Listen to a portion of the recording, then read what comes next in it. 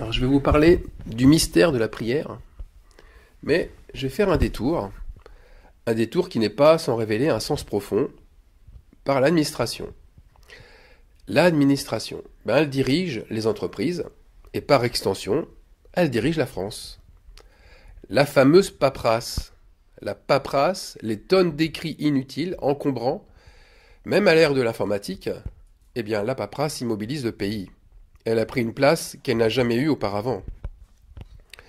Et on peut se poser la question du côté religieux. Est-ce que c'est la même chose? Puisque nous vivons dans le siècle de l'assistanat religieux.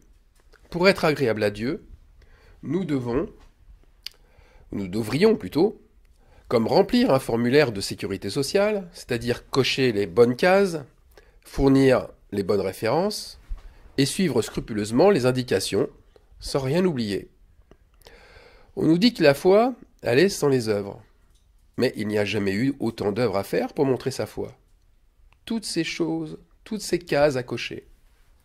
Par exemple, la première œuvre indispensable, la première case à cocher, c'est « Avez-vous un mentor? Avez-vous un maître à penser, une personne à laquelle vous référez constamment ?» Ce qui amène à une autre question. Faut-il pour prendre une décision, toujours s'en référer au pasteur, au curé, au rabbin, au prophète, bref, à un homme de Dieu, à une personne ayant un ministère reconnu? Aujourd'hui, ça saute aux yeux. Les croyants se réfugient tous derrière un groupe de pensées religieuses et ils font tout en rapport à ce que proclame ce groupe. Si le groupe, par exemple, dit qu'il ne faut pas se conformer au siècle présent et que les femmes, par conséquent, doivent avoir les cheveux longs, qu'elles doivent porter des robes au lieu de porter des pantalons, elles, les femmes du groupe, le font toutes. Si le groupe dit qu'il ne faut pas boire de boissons alcoolisées, s'abstenir de certains aliments, ou ne pas fréquenter des païens, ou d'autres membres des autres religions, ils le font tous, etc., etc. L'immobilisme religieux. On coche des cases d'un formulaire, pensant s'élever dans la foi. Le livret de famille, lui aussi, il est formaté. Les mariages sont orientés, et les enfants reçoivent une instruction, où une partie relate bien sûr l'histoire de leur religion. En tous les cas, connaître les saints les plus illustres, c'est un passage obligé. Les pères de la foi sont recensés et mis en avant comme des coupes dans une vitrine, comme des champions de foi à imiter. Les enfants reçoivent aussi un enseignement complémentaire, un peu comme sous la forme d'un catéchisme. Le mimétisme religieux, il est la règle de base de celle ou de celui qui a la foi. Il permet, c'est vrai, d'identifier le croyant. C'est vrai, c'est facile de reconnaître un catho, d'un évangélique, d'un témoin de Jéhovah, d'un amish, d'un mormon, comme d'un juif. Mais tous, en tout cas, tous se ressemblent sur bien des points. Par exemple, ils ont tous un point commun, évident, la vantardise. La vantardise qui s'échappe d'ailleurs de leurs lèvres. Ah, ils sont justes et les autres ne sont rien du tout. Ils ont le dirigeant le plus inspiré, les plus beaux atouts religieux, le temple le plus prestigieux, la prière la mieux exaucée. Pourtant, faire un Dieu à son image, c'est une abomination, et ils le savent. Ils prêchent même sans le savoir contre eux-mêmes, en affirmant que le Saint-Esprit est contre l'adoration d'un faux Dieu, et qu'il est contre tout ce qui met des chaînes aux pieds, tout ce qui enferme les croyants dans un moule. Et le pasteur renchérit en disant et en dictant la conduite ou les choix de ses adeptes. Et le groupe est-il là, lui aussi, pour uniformiser les fidèles? Avoir un même cœur et une seule âme, ça ne veut pas dire porter le même vêtement, avoir les mêmes goûts, le même langage, les mêmes fréquentations, et puis vivre sous le même toit. La fonction d'un pasteur, qui, je le redis, n'est qu'un simple membre du groupe, ce pasteur, sa fonction, c'est d'être là, disponible, pour aider celui ou celle qui a besoin, à un moment donné, d'être assisté. Parce qu'il a perdu pied, parce qu'il a besoin d'une épaule pour se consoler, ou parce qu'il a besoin tout simplement d'un conseil. C'est une des fonctions principales de l'agneau de Dieu. J'en reviens encore à l'agneau de Dieu. Apocalypse 7, 17. L'agneau qui est au milieu du trône les paîtra et les conduira aux sources des eaux de la vie, et Dieu essuiera toute larme de leurs yeux. Faire paître, c'est simplement amener des gens là où la nourriture spirituelle est bonne. Et les conduire aux sources des eaux de la vie, c'est par le renoncement et la prière que l'on y va.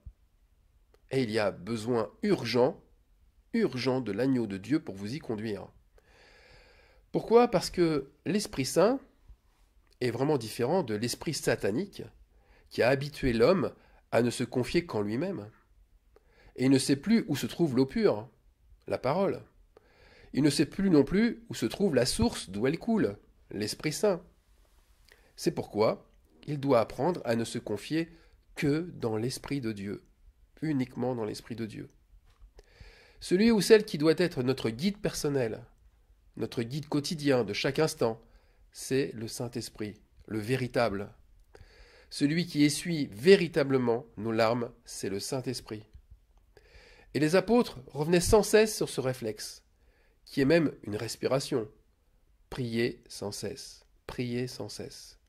Et Jésus, lui, adressa une parabole pour montrer qu'il faut toujours prier et ne point se relâcher. Luc 18, 8. Dieu ne fera-t-il pas justice à ses élus, qui crient à lui jour et nuit, et tardera-t-il à leur égard? Et Paul, lui, exhortant les croyants d'Éphèse, il leur dira, faites en tout temps, par l'Esprit, toutes sortes de prières et de supplications, veillez à cela avec une entière persévérance et priez pour tous les saints. Il est temps, non pas de chercher la bonne Église, il est temps non pas de chercher le bon groupe de prière, mais de chercher le Saint-Esprit, lui et lui seul. Il est grand temps d'avoir cette constante relation avec lui, de persévérer nuit et jour dans la prière. Et prier, ce n'est pas forcément parler dans la langue de l'esprit, c'est pas forcément aussi fermer les yeux et ouvrir la bouche, c'est aussi penser fortement à quelqu'un qui s'est éloigné des sources de la vie, c'est aussi remettre une chose dans le contexte de la sainteté, c'est encore réfléchir sur une décision à prendre pour y mettre Christ au centre, c'est s'attendre à voir Dieu dans une confirmation, c'est souffler de lassitude pour exprimer un changement que seul le Saint-Esprit peut créer, c'est hausser les yeux, hocher la tête latéralement pour exprimer une situation injuste, inique, qui va à l'encontre des lois divines, ou encore, c'est vivre sa nuit comme Job l'a vécu, où ses visions nocturnes agitaient ses pensées. Bref, prier, c'est vivre avec le Saint-Esprit H24. Parce que l'eau des sources de la vie, elle coule constamment. Quand Jésus dit « Mais quand le Fils de l'homme viendra, trouvera-t-il la foi sur la terre ?» C'est la continuité de ce que je vous ai lu tout à l'heure. C'est toujours Luc 18, 8. Le contexte n'est pas de trouver des croyants agissants, de trouver des croyants qui font des miracles. Le contexte n'est pas aussi de répandre la bonne nouvelle. Le contexte, c'est la prière.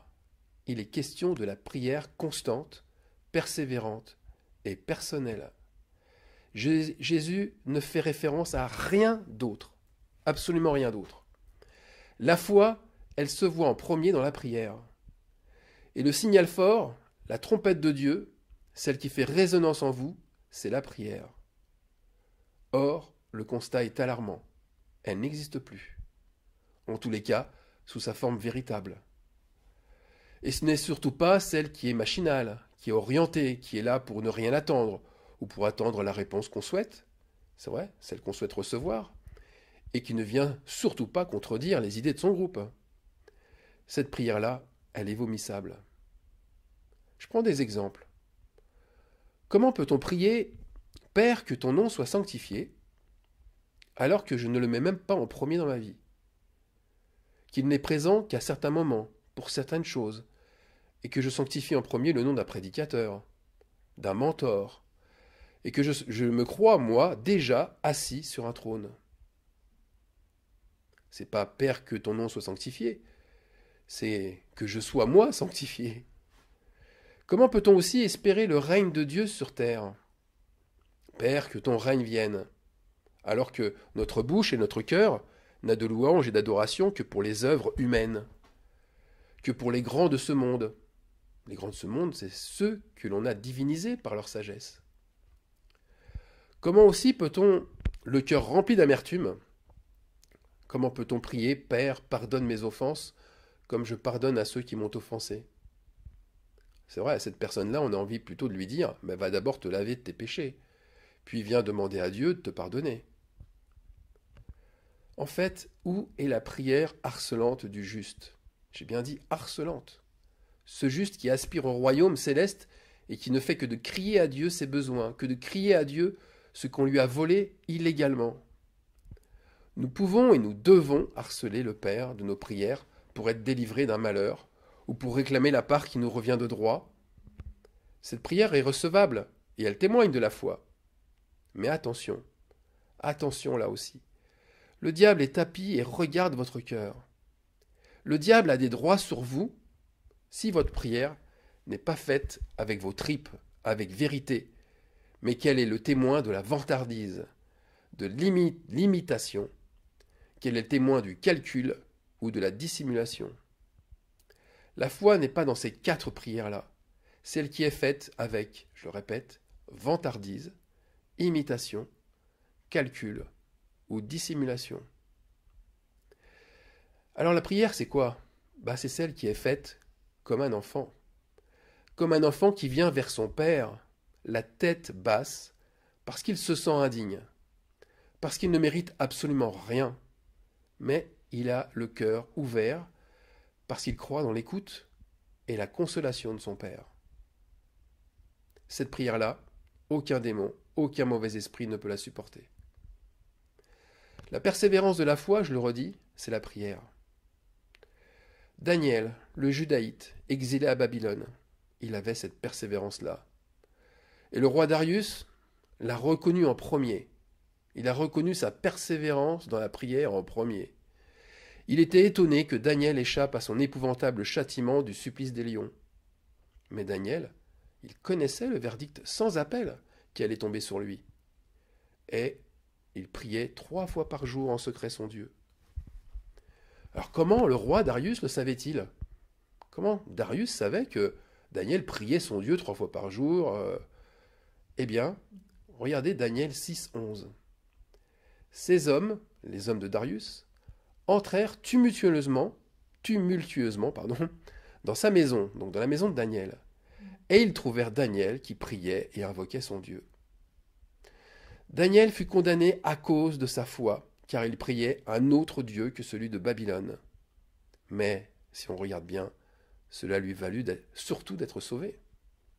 Sa persévérance dans la prière le sauva de sa mort certaine, celle d'être dévoré par des lions.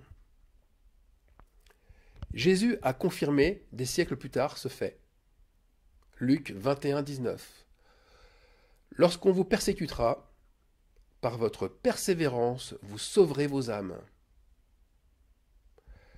C'est pourquoi, quand on regarde bien, les épreuves qui nous arrivent, elles ne sont pas là seulement comme des coups de bâton, comme des châtiments, mais nos épreuves sont parfois des châtiments qui nous amènent au bon réflexe, qui est celui de se tourner par la prière fervente vers celui qui sauve, vers celui qui délivre.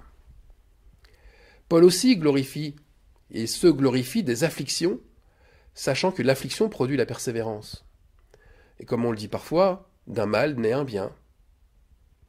Le caractère de l'agneau mis à mort, immolé, est pour des disciples qui ont tous le même sentiment en Christ. Et Paul le dit dans Romains 15, chapitre 15, verset 5, dans la version Martin. Or, le Dieu de patience et de consolation, dans d'autres versions, c'est le Dieu de la persévérance, vous fasse la grâce d'avoir tous un même sentiment selon Jésus-Christ. Un même sentiment. Cela signifie que persévérer dans la prière du juste nous amène à avoir le même sentiment, le même ressenti qu'un disciple d'exception a lorsqu'il est confronté à une grande épreuve. Et ce sentiment de plénitude, de joie complète, nous est donné par grâce, à ce moment-là, uniquement par grâce. Verset 6, la suite. Afin que tous, d'un même cœur et d'une même bouche, vous glorifiez Dieu, qui est le Père de notre Seigneur Jésus-Christ. Alors je ne sais pas si vous voyez le contraste qu'il y a avec ces versets que l'on vient de lire, et puis les fléaux de la colère de Dieu. Quand les coupes se déversent une à une sur la terre, la dernière coupe, la 7e, elle révèle quoi? Eh bien, elle révèle un peuple qui a prié, mais animé par la convoitise, par l'idolâtrie et par l'orgueil. Apocalypse 16, 21. Et une grosse grêle, dont les grêlons pesaient un talent, tomba du ciel sur les hommes. Et les hommes blasphémèrent Dieu à cause du fléau de la grêle, parce que ce fléau était très grand. On ne peut décidément supporter les fléaux que par la prière du juste, qui est vraie et persévérante, et rien d'autre. Se croire invincible parce qu'on a la foi, cela poussera un peuple nombreux à blasphémer dans l'épreuve, alors qu'un disciple d'exception, il s'abaissera comme un agneau mis à mort. Il ne bronchera pas et il louera son Dieu dans les pires moments de sa vie. Jésus nous a montré le moment crucial pour supporter le supplice de la croix et pour passer l'épreuve en vainqueur. Il voulait montrer comment l'agneau de Dieu devient vainqueur. Ce moment-là, c'était dans ce jardin de Gethsémane. Jésus s'assit et pria, alors que ses disciples s'assirent aussi, mais ne purent persévérer avec lui dans la prière. Ils s'endormirent. Ses disciples n'avaient pas saisi encore l'importance de cette persévérance. Jésus, par 3 fois, revint vers eux, mais ils dormaient. 3 fois, il revint vers eux. 3 fois pour marquer l'importance pour l'âme, l'esprit et le corps de prier. Veiller, c'est prier, et prier, c'est veiller. Mais pourquoi veiller? L'agneau veille pour avoir de l'huile. Gethsémane, ce jardin, justement, a le sens littéral de pressoir à huile. L'agneau augmente sa réserve d'huile en pressant fortement les fruits, c'est-à-dire les olives, pour que l'huile en sorte. Et l'huile, nous le savons, par cette parabole de Jésus, l'huile est indispensable au repas des noces de l'agneau. Ce repas qui est le trône de l'agneau, là où se trouve l'agneau qui a donné sa vie, là où se trouve l'agneau, les agneaux où sont attablés. Ils sont tous attablés. Ce sont les disciples d'exception, ceux qui sont comme leur maître. Alors ces vierges sages, comme le nomme la parabole, qui auront cette huile en plus, cela provient de la persévérance dans la prière. Alors, mais concrètement, que procure cette huile? Jésus le dit lui-même. Veillez et priez afin que vous ne tombiez pas en tentation. L'esprit est bien disposé, mais la chair est faible. Voyez Jésus, juste avant de prier, il avait l'âme triste jusqu'à la mort. Pourquoi? Parce que la chair refuse l'épreuve. La chair vous fera baisser les bras. Elle vous fera arrêter de prier. Elle vous montrera que cette épreuve, elle est injuste. Elle est au-dessus de vos forces. Et que vous ne méritez pas un tel sort. Et surtout le pire, c'est que Dieu vous a abandonné. Alors que l'huile, elle vous fera passer l'épreuve dans un état d'âme, un état d'esprit et de corps transfiguré. Oui, transfiguré. C'est le mot qui m'est venu spontanément. Amen.